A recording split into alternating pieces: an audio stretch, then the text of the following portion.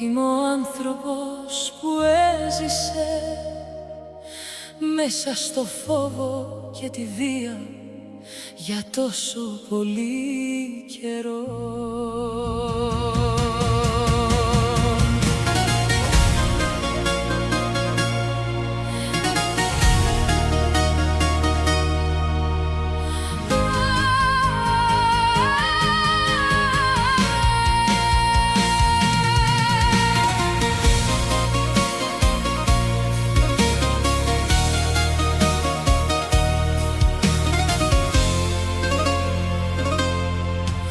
Είμαι ο άνθρωπος που καταστράφηκε από αυτό το βάρος.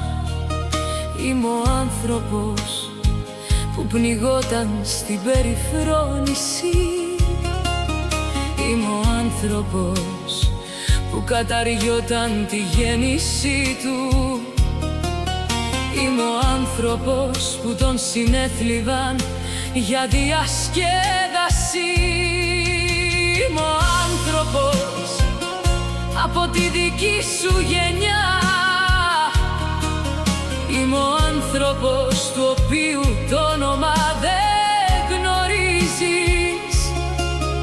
Είμαι ο άνθρωπος για τον οποίο δεν νοιάζεσαι. Νομίζεις ότι είναι ωραίο να είσαι σκληρός, αλλά κι εγώ είμαι άνθρωπος όπως κι εσύ. Μην είσαι αδιάφορος, να είσαι διαφορετικός. Κοινοποίησε το.